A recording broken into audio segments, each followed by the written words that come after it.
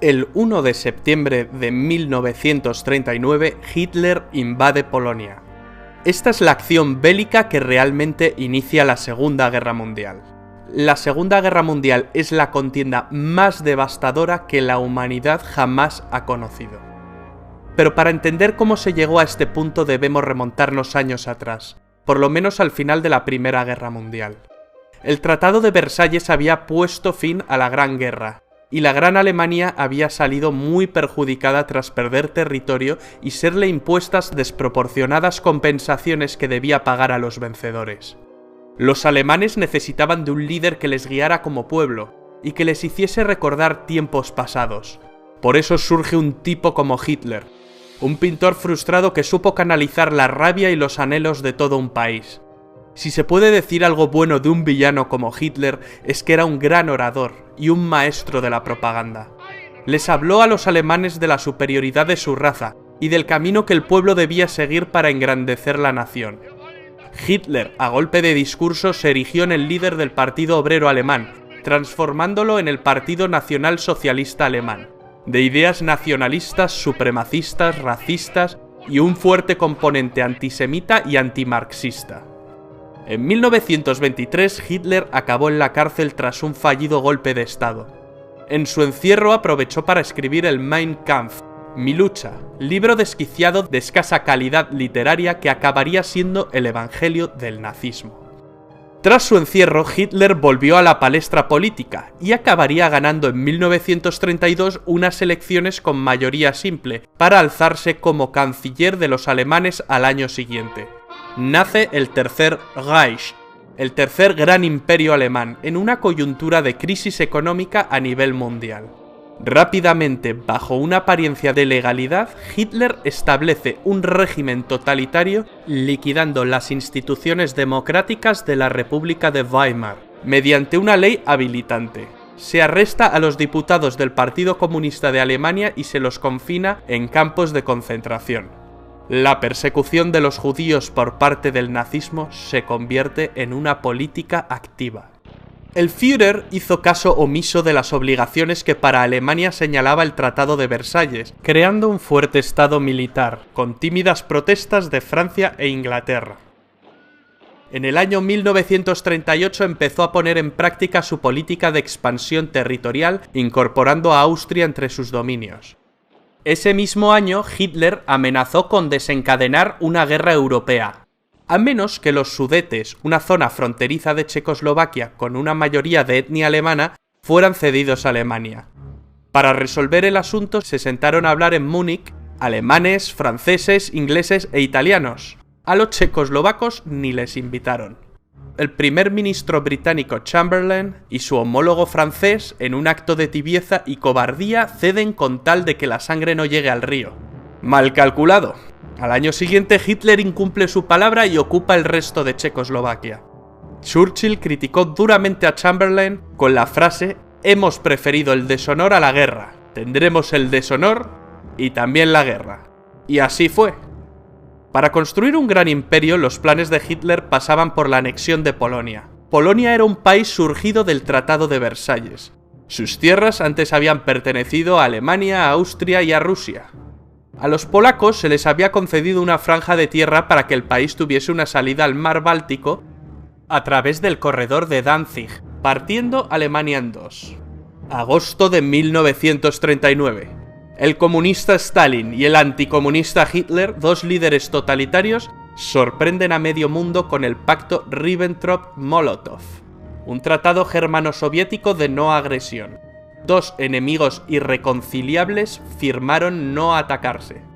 9 días después del pacto, Hitler invade la parte occidental de Polonia y 3 semanas después, los soviéticos se encontraban invadiendo la parte oriental.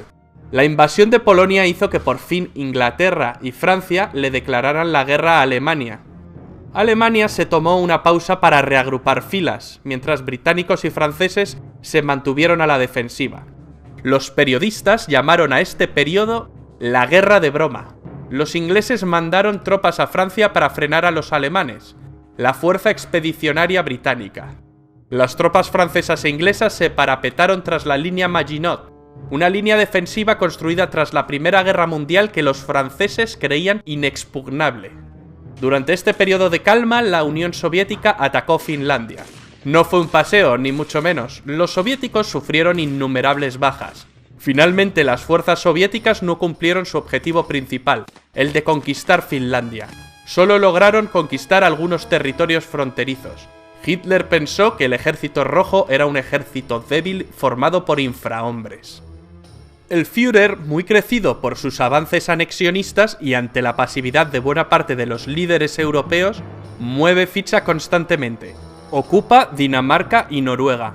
Los alemanes finalmente acabaron con la guerra de broma en mayo de 1940, tras atacar simultáneamente Luxemburgo, Bélgica, Países Bajos y Francia. El método es el anteriormente utilizado en Polonia, la Blitzkrieg o Guerra Relámpago.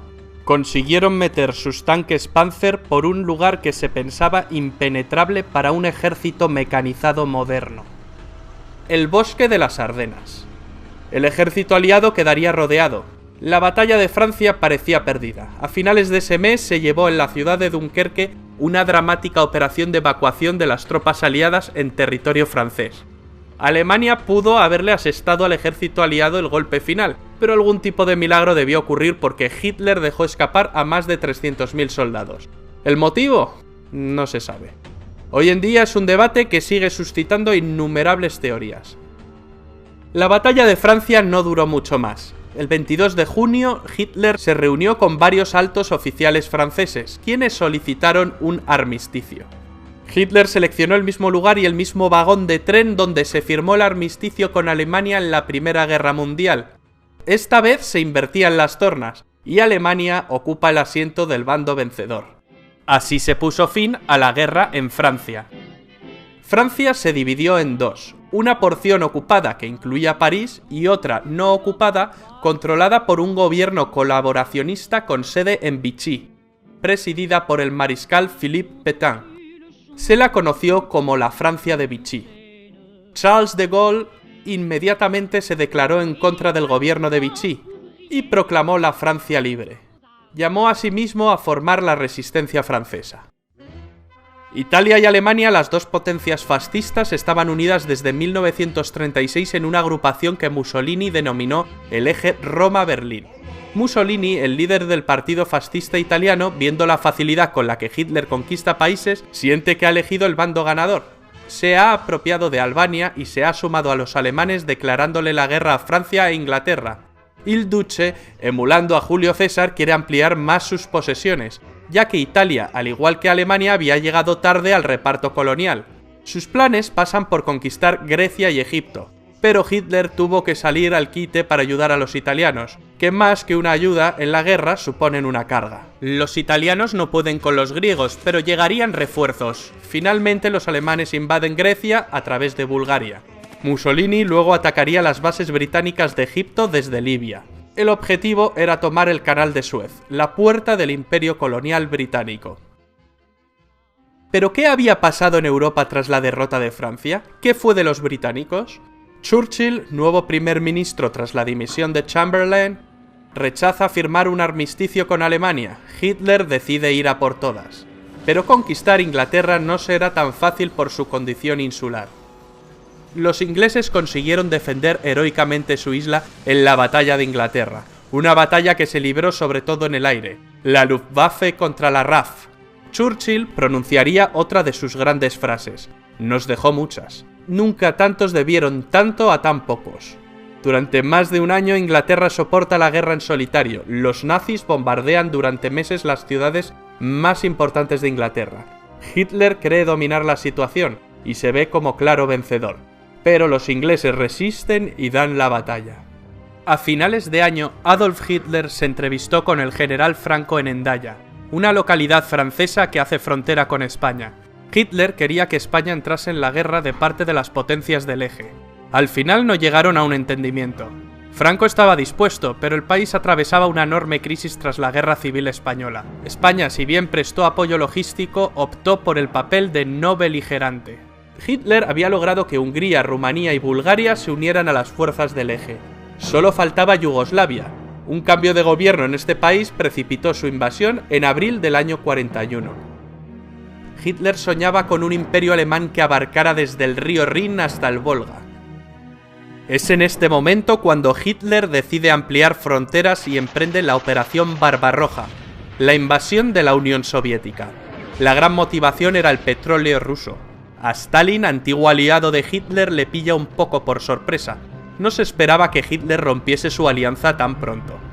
La invasión se había demorado con la invasión de Grecia y de Yugoslavia.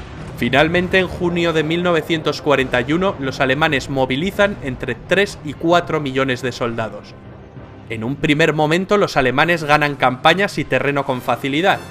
En un mes, Bielorrusia y las repúblicas bálticas previamente ocupadas por la URSS estaban en manos alemanas. Hitler calculó que pocos meses de campaña bastarían para tomar Moscú, pero el crudo invierno llegó, y los ejércitos de Hitler se quedaron a las puertas. Lo mismo le ocurrió a Napoleón en su día. El eje Roma-Berlín se había ampliado en 1939 con la unión de Japón. Japón era el país más avanzado de Oriente, y quiere librar a sus vecinos, es decir, a las colonias europeas orientales, del yugo de Occidente. Asia para los asiáticos, era una frase común entre los nipones. Ya en 1931 empezaron la invasión de China, que continuó en 1937. Cuando Alemania ocupó Francia, Japón tomó el control de la Indochina francesa.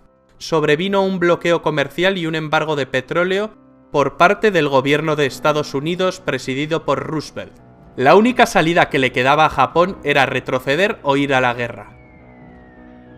Los japoneses atacaron por sorpresa la base americana de Pearl Harbor, en Hawái, en diciembre de 1941.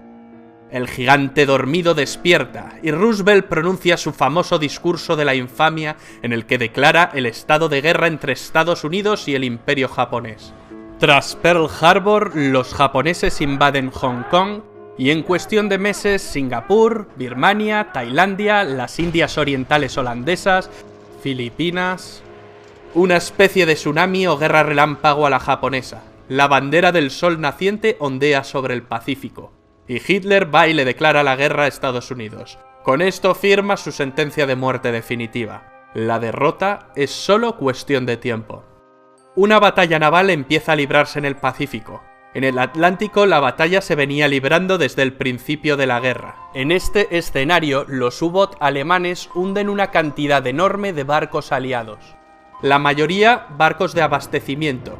Para evitar la sangría, el papel de la inteligencia aliada fue clave, concretamente con el desciframiento de la máquina Enigma usada por los nazis. Algunos expertos señalan que la guerra se acortó 2 años por este motivo. En el Pacífico, en 1942, los americanos consiguen vengarse de Pearl Harbor 6 meses después, concretamente en la batalla del Midway, un duro revés para los japoneses, donde pierden 4 portaaviones. Las tornas se habían empezado a invertir. En Europa, Churchill aprueba bombardeos masivos sobre la población civil alemana. Mientras, en el norte de África, las tropas alemanas de Rommel y las italianas ganan algunas campañas, pero son derrotadas en las batallas del Alamein, que marcan un cambio de rumbo.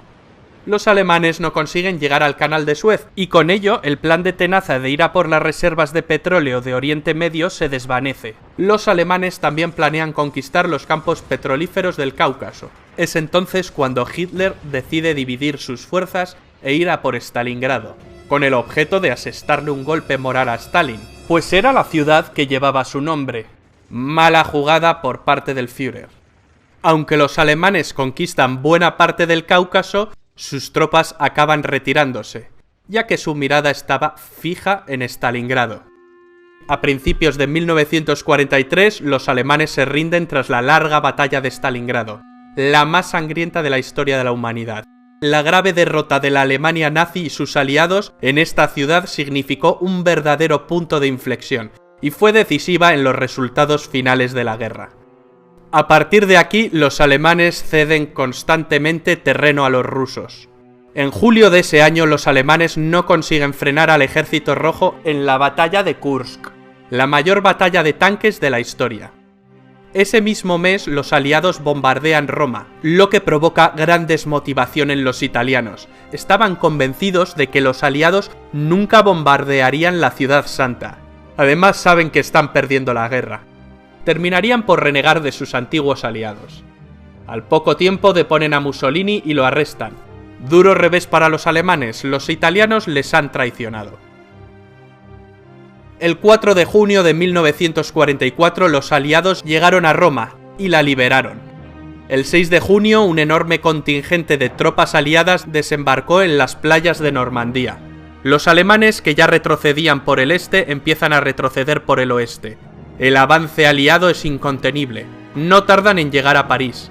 Cuando los aliados cruzan la frontera germana, los alemanes lanzan una desesperada ofensiva en las Ardenas, que no surte efecto. En el Pacífico las tropas niponas se desvanecen. Las acciones de los kamikazes solo retrasan la ofensiva estadounidense. En enero de 1945, el Ejército Rojo llega al campo de concentración de Auschwitz, Polonia, y libera a miles de prisioneros.